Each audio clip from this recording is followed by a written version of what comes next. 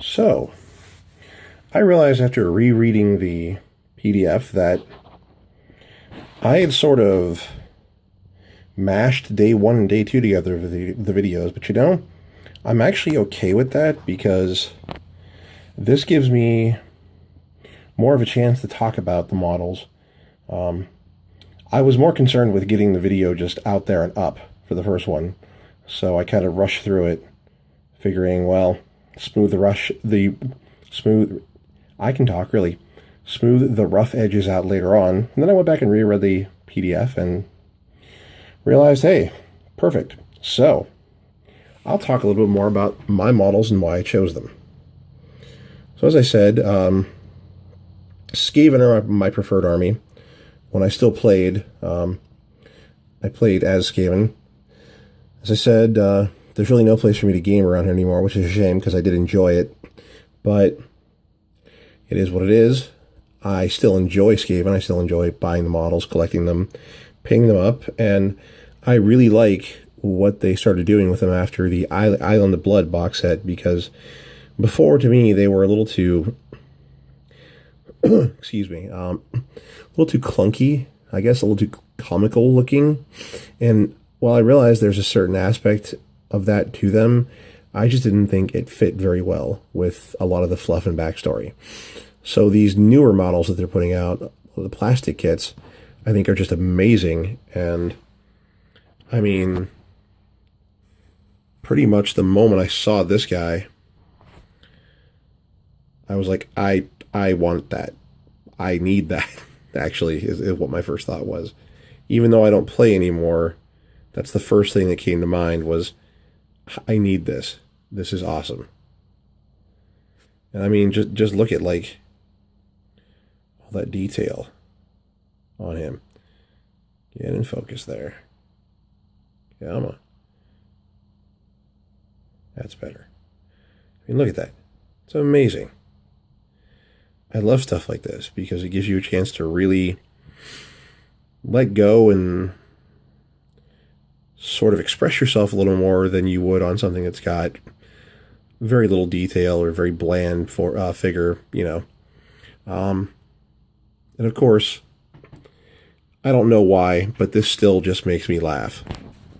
I guess that's just my sense of humor. Because the moment I saw him on the sprue in the Rat Ogre box, I laughed. I thought it was hilarious. Because it's Skaven Mini-Me. I mean, come on. It's I don't know why I think it's so awesome, but I do. So that's why he's part of the of Warlord Scarnash's Expeditionary Force. The idea behind that is every so often Skaven will send out forces, parties, whatever you want to call them. Excuse me. Still getting over whatever this is I have. Send out parties to test the various other races, see if it's a good time for invasion or not. So, figured for fluff for level 4, I'll expand as I go along. Obviously, just showing you some more of the models as we talk. And for those of you who aren't familiar with Skaven out there, who've never really done anything with them or just never really given them much thought, I think one of the things that attracted me to them originally was, one, there was that weird mix of science and magic, and I use the term science very loosely, but, you know, science and magic that they kind of brought together. Plus, it says something about your army choice when, at least before some recent rule changes, most of your casualties were inflicted by your own troops when you were shooting into blocks of them to get rid of other enemies. So that's sort of what drew me to Skaven in the first place, and it's kept me here because I think that they're a challenging army to play, but they're a fun army to play, and some of the models they make are really unique in what they do with it. Obviously, these Skaven tend to have a lot of piecemeal stuff, whatever they grab and cobble together, so that's why I've always thought it was very cool with, like, the Rat Ogres because of Clan Molder, and how they use Warpstone to just take something and put it together, mash it together, and congratulations, you have a new monster.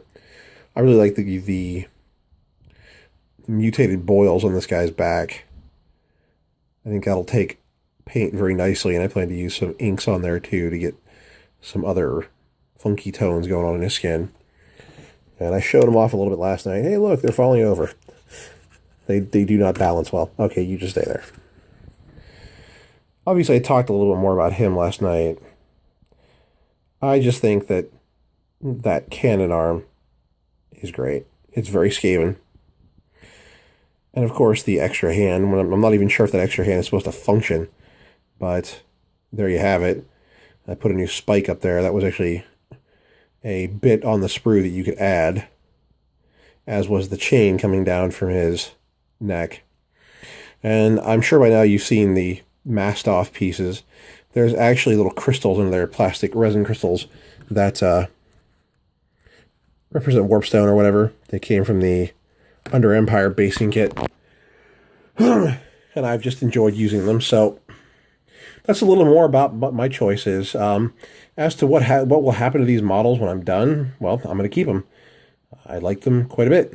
And once they're all painted up, I think they'll look pretty good. As a side note, I was talking to my wife, and I was informed that my birthday gift is indeed on its way, and it's supposed to arrive here Saturday, so that will be the surprise bonus project. I'll have to see what that is, because even I don't know yet. So anyhow, I hope you enjoyed the second video a little more. Obviously, I put a little more time into it and really talked a lot more, because now that I have my first video out there, I feel a little more comfortable with this, and so feel free to leave any comments or questions below. Thank you very much for subscribing. I appreciate it. If you enjoyed the video, please give me a thumbs up. Otherwise, I will see you guys for video number 3. Take care.